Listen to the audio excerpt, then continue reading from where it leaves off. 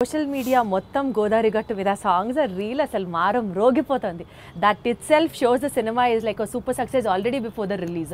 ఈ క్రెడిట్ ఎవరికి ఇస్తారు? సో భీమ్స్ ఏనండి 100% భీమ్స్ అండ్ రమణ గోగుల ఇద్దరికి.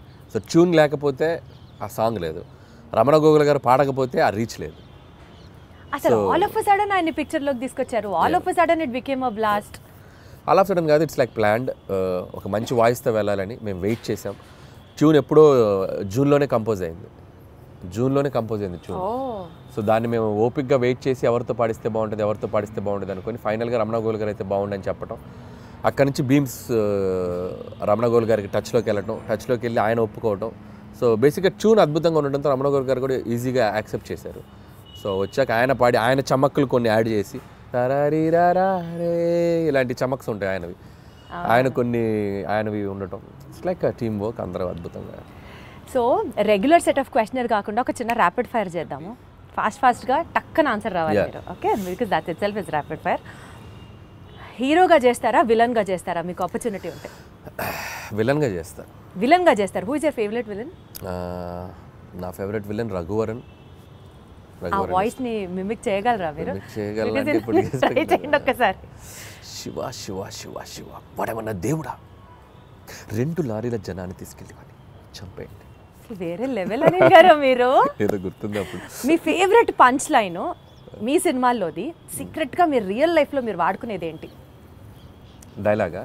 ఫేవరెట్ పంచ్ లైన్ మీకంటూ పంచ్ లైన్స్ తెగుంటాయి కదా మీ సినిమాలో. పంచ్ డైలాగులు అంటే నా సినిమాలో నాకు అంతేగానే ఫేమస్ కదా, అదే వాడుతుండే. అంతేగా అదే వస్తుంది. అంటే మీ రియల్ లైఫ్ లో కూడా మీకు అదే వస్తుంది? జనరల్ కాన్వర్సేషన్స్ లో ఎవరైనా ఏదైనా చెప్పినా అంతేగా అంటూ ఉంటాం. ఓహో, అది మీ ఊతపదం అయిపోయింది. వండర్ఫుల్. అయితే సో అసలు ఇంత కామెడీ సినిమాలు తీసే మీరు లైఫ్ లో ఎప్పుడన్నా ఫుల్ ట్రాజడీ, ఎమోషనల్, కళ్ళమ్మటి నీళ్ళు వచ్చే సినిమా ఎప్పుడన్నా తీస్తారా? తీయలేను. అంత ఆలోచించారేంటంటే? అంటే తీద్దామా అని అక్కడ దాకా వెళ్ళా, తీయలేని అనిపించింది, మళ్ళీ వచ్చా తీయలేనని చెప్పా. మీరు మీ సినిమాల్లో ఏదన్నా ఒక రోల్ యాక్ట్ చేయాలి అని అనుకుంటే మీకు మీరు ఏ రోల్ డైరెక్ట్ చేసుకుంటారు? నా సినిమాలో రోలా? నాకు ఏమన్నా అన్ని చూసారా అడిగిన క్వశ్చన్ అనిల్ గారు అర్థం. అన్ని సినిమాల్లో అన్ని క్యారెక్టర్స్ బాగానే ఉంటాయి.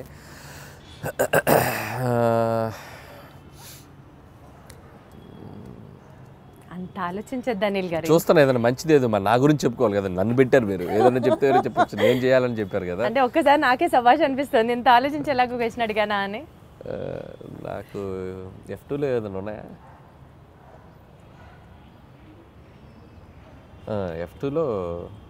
F2లో రఘుబాబు గారి రోల్ బాగుంటుంది నాకు. సో వెంకీ గారి పక్క నుండి ఎమ్మెల్యే క్యారెక్టర్, అదైతే నన్ను పెట్టుకొని ఇంకోసారి తీసుకుంటాను. అది బాగుంటుంది. వాళ్ళిద్దరు మంచి కెమిస్ట్రీ కూడా బాగుంటుంది. కరెక్ట్ సూట్ అవుతుంది కదా పర్ఫెక్ట్ గా. వండర్ఫుల్. సెట్ లో హ్యాండిల్ చేయడానికి హీరోస్ బెటరా, హీరోస్ ఈజీయా, లేకపోతే కామెడియన్స్ ని హ్యాండిల్ చేయడం సెట్ లో కష్టమా? నాకు అందరితో ఒకటే ఈక్వేషన్, హీరో అయినా కమెడియన్ అయినా అందరితో బాగుంటాను నేను. They love me, I love them. అందరితో ఒకలా ఉంటుంది, ఒకరు ఎక్కువ ఒకరు తక్కువ. చెప్పారా అనిల్ గారు, ఏం చెప్పారు. సో యూజువల్లీ మీరు ఒక సినిమాకి టైటిల్ పెట్టేటప్పుడు స్క్రిప్ట్ ఫస్ట్ చూస్తారా, లేకపోతే క్యాచీ టైటిల్ కావాలనుకుంటారా? క్యాచీ టైటిల్ ఆలోచిస్తాం. స్క్రిప్ట్ కి సంబంధం లేకపోయినా లింక్ అవ్వాలని ఆలోచిస్తాం. అది లింక్ అవ్వాలి. స్క్రిప్టా క్యాచీ టైటిల్? Catchy title. ఇప్పుడు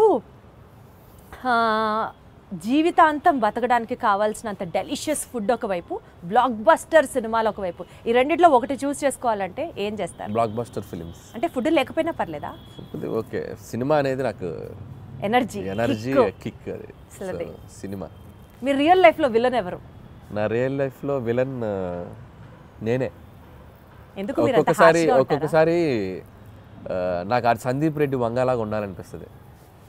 నాకు రియల్ లైఫ్లో అతనిలాగా బోల్డ్గా ఎవరన్నా ఏదైనా కౌంటర్ చేస్తే అవతల వాళ్ళు క్వశ్చన్ అడిగే వాళ్ళు కూడా వణికేలా మాట్లాడతాడు. So that is the character. I love him. అలా ఉండాలనిపిస్తుంది. అప్పుడు నాకు విలన్ నాకు రాదు అలా ఉండటం.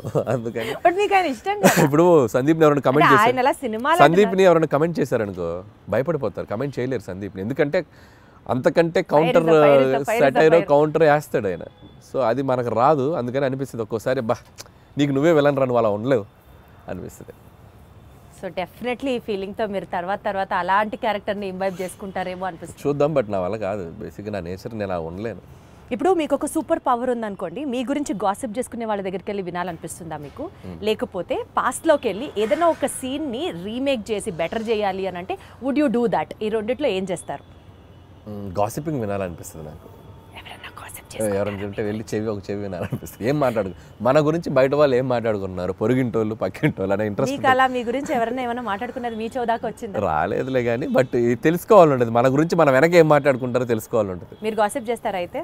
నేను తక్కువ చేస్తారు. గాసిపింగ్ చేయని మనుషులు ఎవరు ఉండరు, ఎందుకంటే హ్యూమన్ బీయింగ్కి ఫస్ట్ మాట్లాడుకునేదే గాసిపింగ్. అదేంటి ఇదేంటి అనే మాట్లాడుకుంటాం మనం, లేకపోతే కాన్వర్జేషన్స్ ఎక్కడ జరుగుతాయి, ఏదో ఒక థర్డ్ పర్సన్ డిస్కషన్ జరగాలి కదా. సో కామెడీ సినిమాలు తీయడం చాలా ఈజీ కదా అని చెప్పి ఒక వర్స్ట్ అడ్వైజ్ మీకు ఎవరైనా ఎప్పుడన్నా ఏమైనా ఇచ్చారా? ఇస్తే ఏంటి, ఎవరు? ఒకటి తీరా బాబు అంట, ఎవరైనా ఇస్తే సరే బాబు. మీకు ఎవరైనా ఇచ్చారా? నాకు ఎవరు ఇవ్వలేదు పాపం. కామెడీ సినిమాలు తీయటం ఈజీ అని ఎవరు అనలేదు, కానీ తీయడం చాలా కష్టం. అలా ఎవరైనా తీయమని మీరు అన్నట్టు అంటే మాత్రం ఒకటి తీసి చూపించు బాబు అంటే నేను అంతే కదా, ఒకటి తీసి చూపించు బాబు, ఒకసారి నవ్వించు బాబు. నవ్వించడం చాలా కష్టం అండి, and you are an expertise in it చెప్పాలి అని అంటే.